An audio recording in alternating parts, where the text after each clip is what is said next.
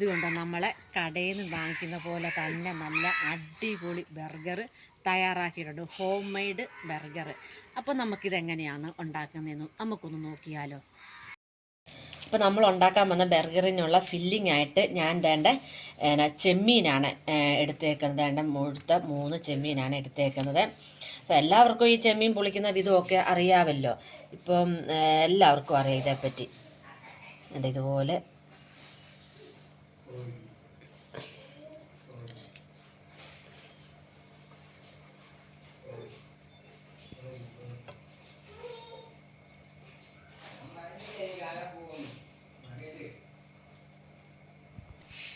ചെമ്മീൻ്റെ വേണ്ട ഈ മുതുകത്ത് ഒരു കറുത്ത ഒരു ഞരമ്പുണ്ട്.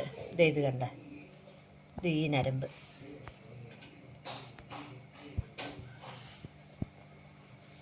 ഈ ഞരമ്പ് നമുക്കത് വലിച്ചു കളയണം.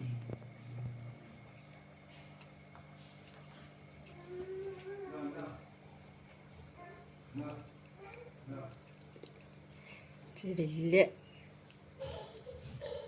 പോരാനായിട്ട് ഇച്ചിരി പാടുണ്ട്. നല്ല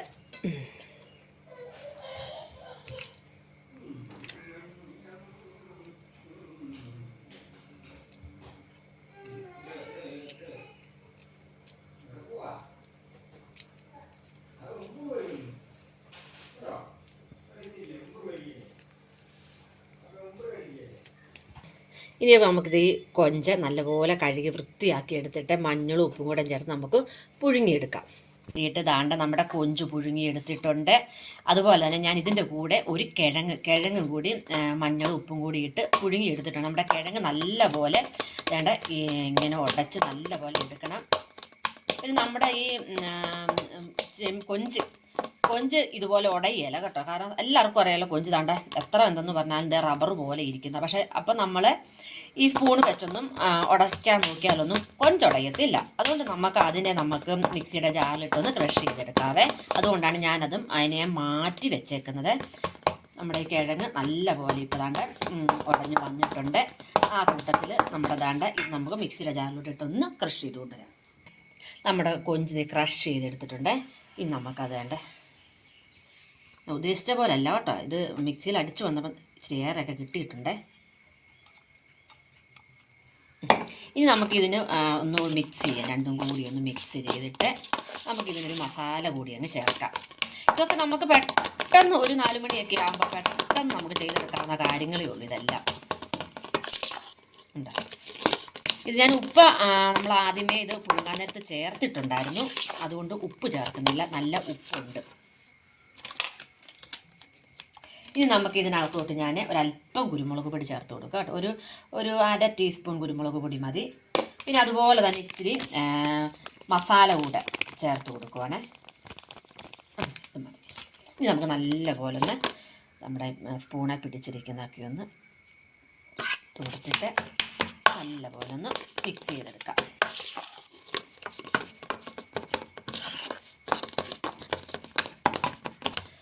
ഞാനിത് ഒരു 3 ബർഗറും മതി കേട്ടോ. ഞങ്ങൾ 3 പേരേ ഉള്ളൂ.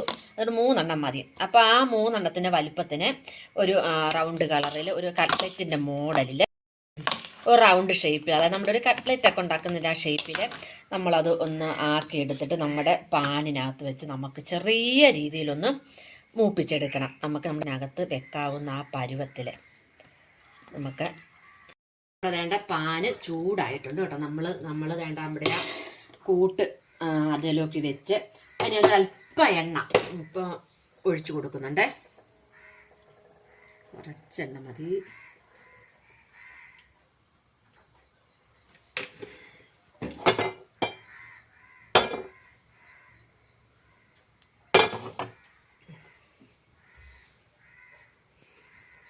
ഇതാണ് നമ്മുടെ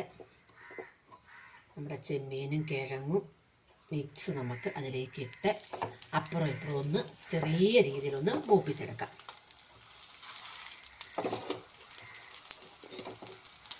ഒരെണ്ണം കൂടുതലുണ്ട്. അത് പിന്നെ ഓർത്തു മികായ്ക്ക് ചുമ്മാ മൂപ്പിച്ച് കൊടുക്കാറുണ്ട്. വെറുതെ എണ്ണയിലിട്ട് മിക ബർഗറൊക്കെ ഉണ്ടാക്കി കൊടുത്താൽ വെറുതെ കളയത്തേ ഉള്ളൂ. നമുക്ക് പണിയാണ്.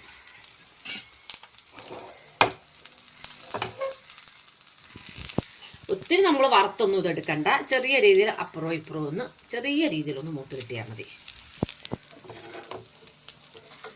നമുക്ക് ഒന്നുകൂടി തിരിച്ചിടാം.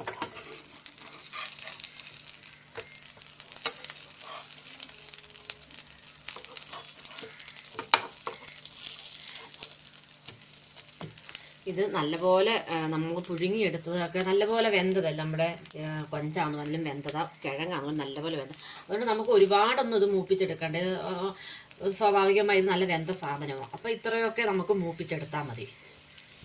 നമ്മുടെ ബർഗർ നമുക്ക് സെറ്റ് ചെയ്ത് വെക്കാവേ. ആദ്യം നമുക്ക് അല്പം ടൊമാറ്റോ സോസ്,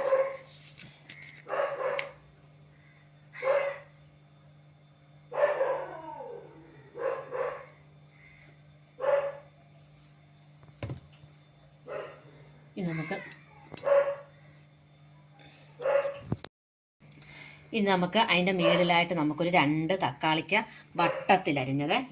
ഇനിയിപ്പോൾ നമുക്ക് അതിൻ്റെ മേളിലോട്ട് വേണ്ട സബോള വട്ടത്തിലരിഞ്ഞത് നമുക്ക് വെക്കാം.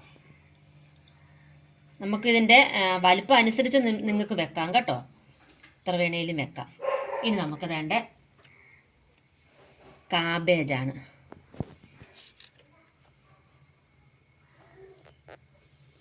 ഇനി വേണ്ട ഒരു ക്യാപ്സിക്കം നമ്മൾ റൗണ്ടിൽ എടുത്തതാണ്. ഇനി നമുക്ക് അല്പം ചില്ലി സോസ് ഞാൻ ഒഴിക്കുവാണേ, ചെറിയൊരു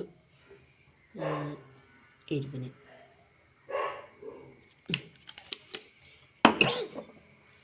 ഇനി നമ്മുടെ വേണ്ട കട്ട്ലറ്റ് നമ്മൾ കട്ട്ലറ്റ് എടുത്ത് തന്നെ നമ്മൾ അതിൻ്റെ മേളിൽ വെക്കുകയാണ്.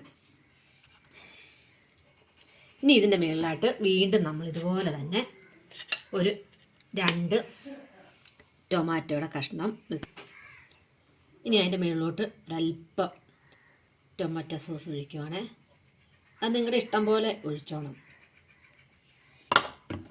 ഇനി 2 സബോള ഇരുന്നോട്ടെ, സബോളയ്ക്ക് നല്ല രുചിയല്ലേ. മേളിൽ നമുക്ക് ഈ ബണ്ണിൻ്റെ ബാക്കി ഭാഗം വെക്കുവാണ്.